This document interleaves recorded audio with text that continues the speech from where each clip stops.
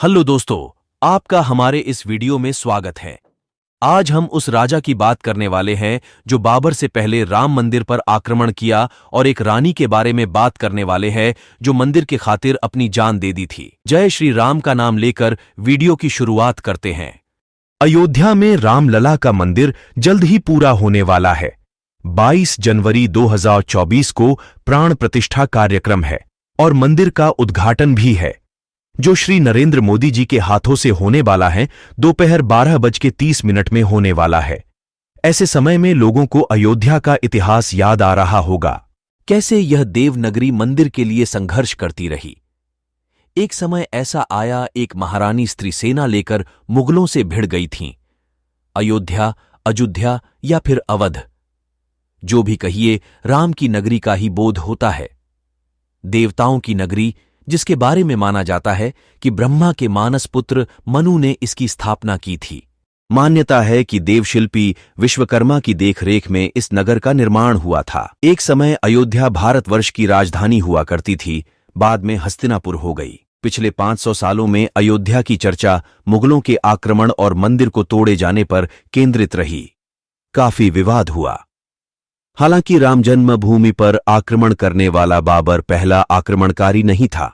हां, बाबर के आने से पहले विदेशी यवन राजा मिनेंडर मिहिरकुल अयोध्या आया था। उसके आक्रमण के 3 महीने के भीतर ही शुंगवंशीय राजा द्युमत्सेन ने उन्हें शिकस्त देकर अयोध्या को फिर से मुक्त करा लिया। यही नहीं, सोमनाथ मंदिर को कई बार लूटने वाले महमूद गजनवी के भांजे मसूद गाजी ने भी की थी।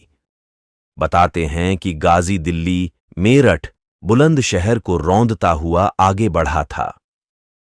रास्ते में स्थानीय राजाओं से लड़ाई हुई और कई देवस्थलों को ध्वस्त करता गया। वह बाराबंकी तक आ गया था और अयोध्या पहुंचना चाहता था।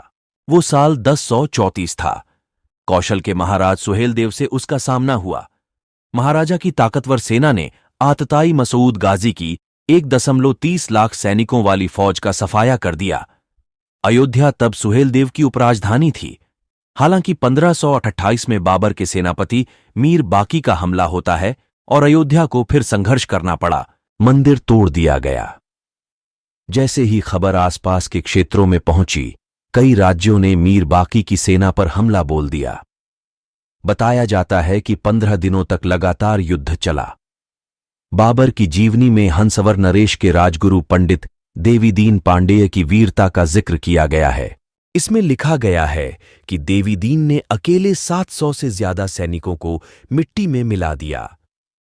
एक ब्रिटिश इतिहासकार ने भी उस दौर के बारे में लिखा है कि 1.74 लाख लाशें गिरने के बाद ही मार बाकी अयोध्या मंदिर को तोड़ सका था। कि जयराज कुंवरी ने जन्मभूमि पर अधिकार जमा लिया था, लेकिन हुमायूं की सेना ने फिर से हमला कर दिया और महारानी वीरगति को प्राप्त हुईं। मुगल हुकूमत में सत्ता बदलती रही, लेकिन अयोध्या के लिए संघर्ष जारी रहा। बताते हैं कि मंदिर के लिए अकबर के समय में 20 बार संघर्ष हुआ था। कभी मुगल सेना हावी होती तो कभी बलरामाचार्य का दबदबा होता। हुमायूं के समय एक महारानी ऐसी थीं जो राम जन्मभूमि की मुक्ति के लिए मुगलों से भिड़ गई थीं। बताते हैं, हुमायूं के राज में राम जन्मभूमि के लिए 10 लड़ाइयां लड़ी गईं। बलरामपुर की महारानी जयराज ने महिला सेना और स्वामी महेश्वरानंद साधु सेना लेकर मुगलों से भिड़ गए। इतिहास में लिखा है, आखिरकार बलरामाचार्य मार दिए गए तो लोगों का गुस्सा भड़क उठा। तब बीरबल की सलाह पर अकबर ने बाबरी मस्जिद के सामने एक चबूतरे पर छोटा राम मंदिर बनाने की इजाजत दे दी थी। यह हुक्म भी दिया कि हिंदुओं की पूजा पाठ में कोई बाधा न डाली जाए। इस तरह ही संघर्ष चलता रहा और आज ये समय आ गया है कि राम मंदिर बनकर तैयार हो गया है।